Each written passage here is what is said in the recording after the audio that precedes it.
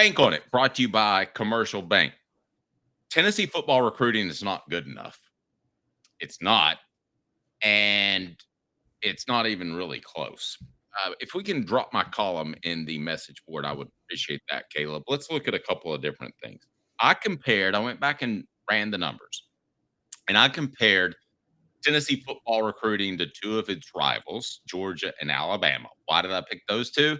Because I think we would both agree they're competing at a championship level, or at least will in Alabama's case. Now, when you look at the recruiting since the 2022 signing class, and I picked that year because that was Heupel's first full year. I didn't factor in 2021. That would have been unfair. So the last four signing classes, the Vols have averaged 13th best in the nation, while Alabama and Georgia have both averaged second best in the country. Guys, there's a significant difference. You're talking to somebody who's covered recruiting for like 20 years. There's a huge difference. Now, let's continue to look at those numbers.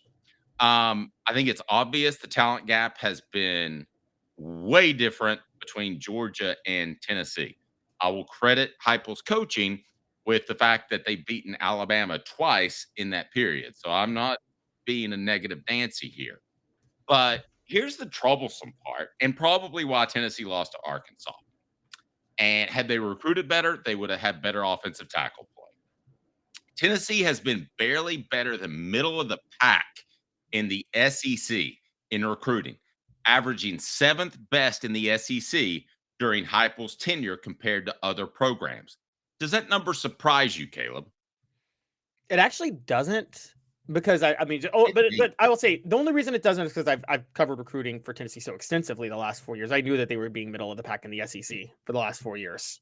It was a little. I just going into it thought they would be around 4 or 5. That's not been the case. All right. So as I mentioned earlier, that opens up Tennessee for potential upsets when they don't play their best, such as Arkansas. Philip Fulmer, how many times did he go against a team and his teams were just more talented and they didn't play their best game on that particular day, but they ended up winning? How many times did that happen? The answer is a lot. More than it should have, honestly, to be fair. I mean, if we're being, the one that stands out to me was my favorite one of those that stands out to me is the 2003 South Carolina game where Tennessee had to beat them in overtime. And that was where Dustin Colquitt just like punted Tennessee to victory, basically, that day, where you knew Tennessee was better the whole time. So, I mean, I'm with you, but you are right. That leads to the Arkansas loss. But Dave, I have to push back. Tennessee pulled that off last year, too. They were significantly more talented than Florida. They played like you-know-what against Florida, but still won in overtime. And also, Tennessee... Well, you should have had a better backup to Cooper Mays than you have. No, I'm talking... That's 2 years ago. I'm talking about last year. Oh, okay. Yeah, they lost to Florida 2 years ago. But also, it ain't like Tennessee didn't have those losses under Philip Fulmer. I mean, they had plenty of losses that were to significantly worse teams than them on the talent level. Hey, I'm not going to argue they didn't get out schemed at times. Okay, I'm with you there, but I don't even think they got out schemed at times. I think they just lost to Notre Dame at home when Notre Dame was significantly worse and Ty Willingham was not about to out scheme anybody. Well, they lost to Notre Dame on the road in the screen game. That was the Charlie. Yeah, different team. I mean, right, but I mean, yeah, I could pick out plenty of times when they got out schemed or they lacked motivation. Which was a head scratcher. Timothy on the super chat, which goes to Quincy Calhoun's college fund, says our recruiting is Big 12 type conference. Ouch. You're right. Adam says this. Aside from the money spent, we haven't won enough to expect top 5 recruiting. Now that we have been a playoff team as well as 2022, we should be able to expect top 10 classes. Adam, top 10's barely good enough, and I'm not sure it is. Man, I don't know what. It's just, to me, you've got to be top 5 if you're going to win championships. Now, I will say this. Notre Dame would be the exception. Over these last 4 years, Notre Dame has coached their guys up, or they've done a better job of talent evaluation, or whatever. Or the television networks gave them an easy path. But nevertheless, they've averaged 10th in the nation in recruiting. So that's not great. That's not elite and contradicts what I just said. However, I'll say this, Caleb. When they showed up against Ohio State, they looked like they didn't belong. Agreed? I can give you that. They did look like they didn't belong when they showed up against Ohio State, but you could also point out nobody looked like they belonged against Ohio State. And I think you and I would actually both agree that when they faced Georgia, or when I'm sorry, when when Notre Dame faced Georgia, Georgia's on par with Ohio State talent wise, and Notre Dame was able to beat them in that game. Now, yes, Georgia lost their quarterback; they were playing with Gunnar Stockton, not Carson Beck. But can we also not agree that Georgia had significantly more talent all over the field at the same time? Yeah, I can roll with that. A number that I want to share with you, which I think you'll find troubling, is where Tennessee has ranked in recruiting over the past couple of years compared to Josh Heupel's first 2 years. But I'll stick with it. Bank on it, brought to you by Commercial Bank, member FDIC. Josh Heupel's recruiting hasn't been good enough. Commercial Bank is your neighborhood bank. What makes us different from other banks?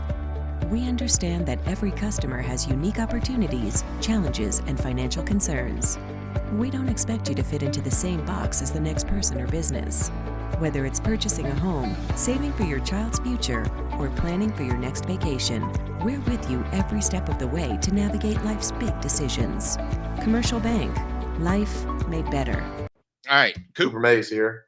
Hit like and subscribe. All right. I appreciate that. Be sure to hit that like button. A couple of notes from the message board. The top 5 in recruiting are in a different league these days. I agree. They always have been. Listen, there's a difference between 5, like consistently being in the top 5, consistently being in the top 10, and not. Those are kind of the 3 different levels. You want to say top 25 and not, I can roll with you there. But you just can't have any misses. You can't have misses at offensive tackle. You can't do that. Another comment from the message board. Derek says top 10 with Georgia, Alabama, Florida, Texas, LSU, Ohio State, Auburn, and Oregon ahead of us in recruiting. Right. And in this college football playoff world, it's not just about rallying up and beating Georgia to win the East. It's about advancing in the college football playoff. That's how you're going to be judged. And Caleb, you pointed out that a conference championship doesn't carry the same weight it used to. I don't go as far as you as that, but I do go a little bit down that road. And quite frankly, you are recruiting against Ohio State and Oregon. And right now you're losing. Okay, so yes, but there are other ways, there are workarounds to not reach their same level of talent. And this is where I've been at from the start. One, Tennessee has had great success in the portal to a certain degree. Now, they did not find Hendon Hooker in the portal. The previous coaching staff did. Jeremy Pruitt did. They went after Joe Milton. That was a miss. I can see that. But they did find Brew McCoy in the portal. I don't have the problem with Joe Milton as a backup. Okay, fair enough. Actually, a really good backup to have his uber talented backup. But the fact you played him over Hooker, that's a story. Now, what about last year? They found Miles Kitselman in the portal. He became an all-SEC tight end. They found Jermon McCoy in the portal. He became an all-American cornerback. They've been very meticulous and smart with their portal additions. They found Lance Hurd in the portal. He looked horrible in the first half of the season, but Dave, he kind of started to look like an all-SEC tackle in the second half of the season, didn't he? Okay, but my point is this. Yes, you supplement in the portal, but do you have to depend on a guy to start the season in the portal? A guy that couldn't start at another SEC school. A guy told me that's very, very ingrained in Tennessee's football program. He said, you know what I don't understand is why are we taking these guys that can't start at other SEC schools? Because when he was talking about Hurd specifically. Okay. What did I say about Tennessee basketball this past year that you broke with me on, and I ended up being proven right? Sorry. Said Jerry Green. I said you can't replace Dalton Connect, but you can recreate him in the aggregate, right? Okay. I disagreed with that at the time. And Tennessee went just as far this past year, despite 2 key season-ending injuries and a key mid-season transfer that they didn't account for as they did with Dalton Connect. What happened? What happens in football? Lance Hurd wasn't good enough to start at left tackle at LSU because he was competing with maybe the best left tackle in the nation at that time. Okay. So Lance Hurd, maybe he's not the best left tackle in the nation. Wait. He's the third best tackle on LSU's roster because you move him to right tackle to not lose him if he's the second best.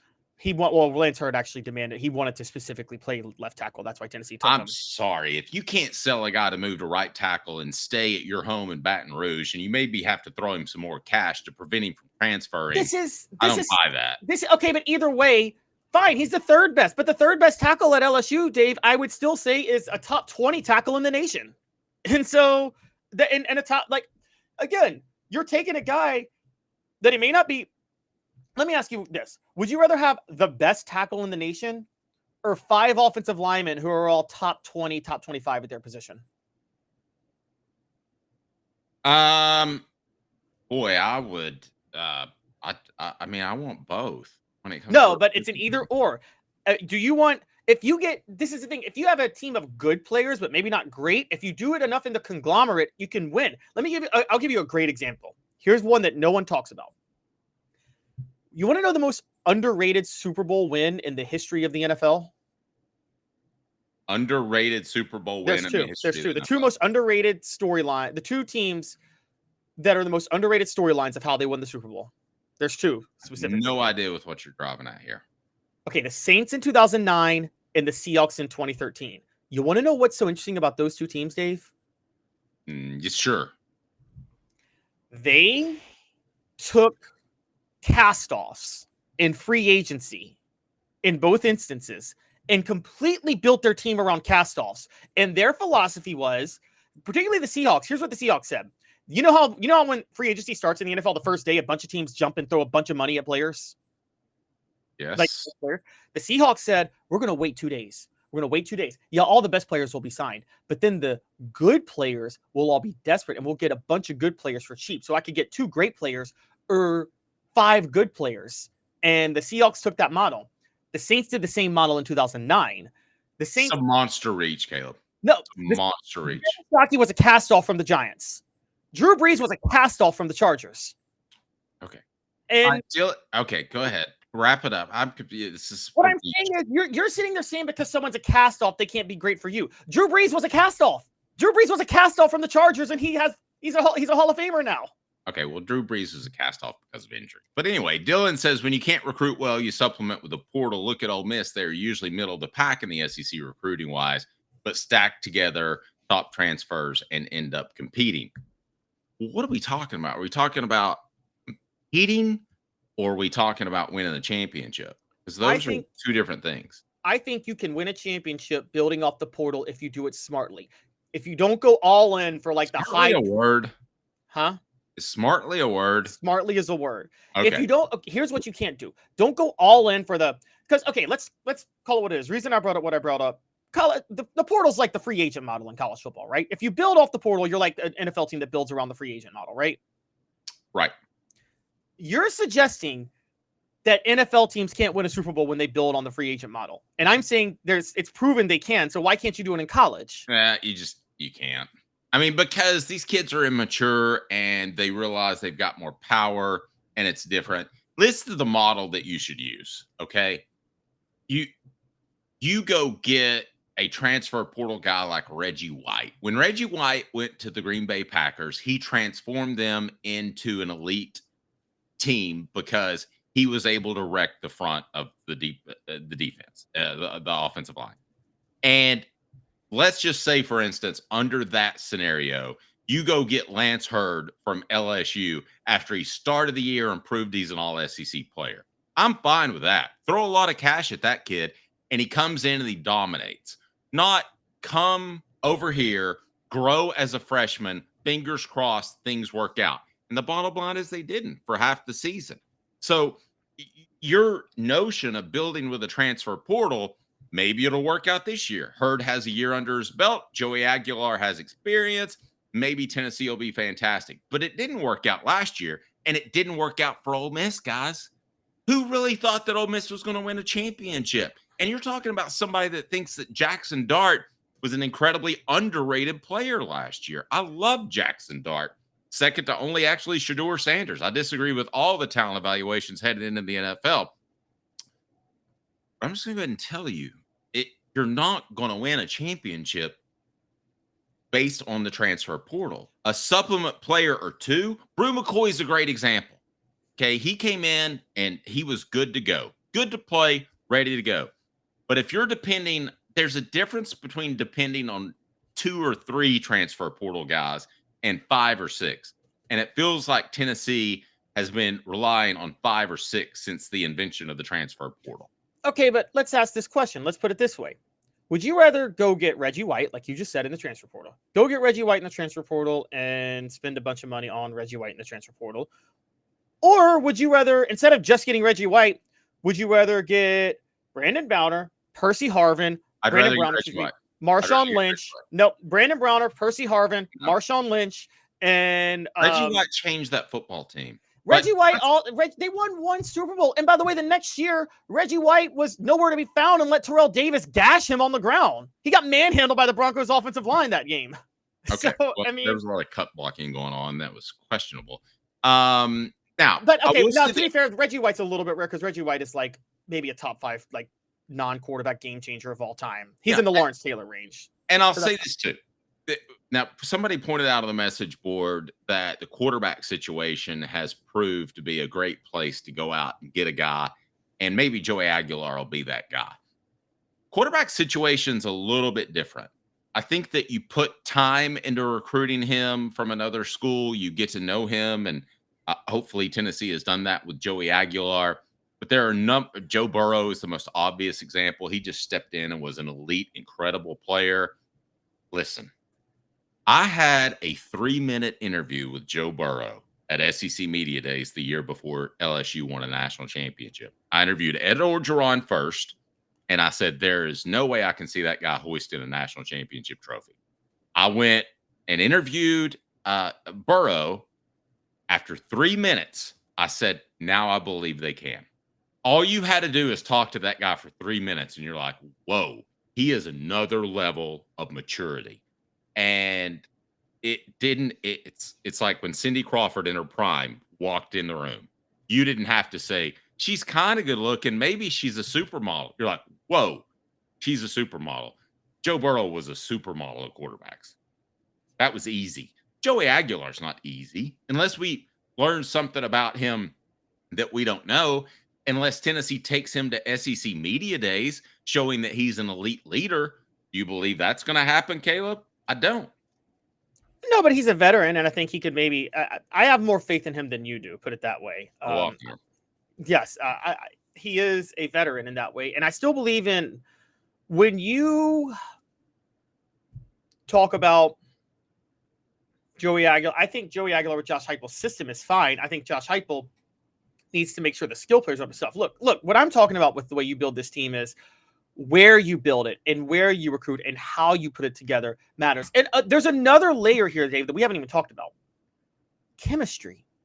I mean, how many teams have you seen win Super Bowls or not Super Bowls, championships because they didn't have the most talent, but they had played together for 2 or 3 years? I mean, you wrote a book on the 98 team. We both agree that's not one of the 3 most talented teams Philip Fulmer coached, but they were the closest team that Philip Fulmer ever coached. Agreed. Now, I'll give Josh Heupel credit on this. I think he does bring people into the fold at a high level. And I think McCoy was a great example of that. And I think you'll continue to see that. I don't think you're going to see guys come in and be disgruntled. Now, part of that maybe is not good because was Lance Hurd promised he would play from the get when maybe he wasn't ready. So there's a yin and yang with that. Timothy Super Chat. Heupel was JUCO before going to Oklahoma. Why not go after JUCO players in the portal and get high school recruits? I actually, wait, are you saying why not go? Okay, why not go after JUCO players in the portal and get high school recruits? He does. I think JUCO counts as kind of transfer guys you're recreating in the aggregate. But the best thing Heupel does is, again, find cast-offs and find guys that you think can be really good at your level after playing really well at a smaller level. I just want to point this off. Like, for instance, Jermon McCoy, smaller level, played at Oregon State. Josh Heupel went and got him. He's an All-American. Miles Kitselman, an Alabama cast-off. He's all SEC. I mean, Dylan with a great point. Dylan says because JUCO players are about as rare as finding Bigfoot riding a unicorn. You're right. And even more so than when I was really in the weeds and covering recruiting 5-10 years ago. And here's why. Everybody qualifies. When's the last time that you've heard of a guy not qualifying academically and falling short that was really highly coveted and had a good JUCO? I can't even remember. That used to be something that I covered extensively. And now most of the guys are midterm guys. I remember, was it Casey Clausen that came in midterm? And everybody was like, oh my goodness, he's a midterm guy. How unbelievable. Maybe it wasn't Clausen. We can go back and check. Now everybody's a midterm guy. The bottom line is high schools are the same as colleges. You don't have to even go to class in college. You're already getting paid. In high school, they want to make sure that you're academically eligible and good to go because it looks good on the football program at your particular high school. And those guys are recruiting as well, which you shouldn't do. So if you slipped a JUCO, man, I used to say you went to JUCO for a reason. I'll go ahead and take it a step further. If you go to JUCO now, you're going to JUCO for a bad reason. You either didn't give any effort academically or you've got some sort of character issue.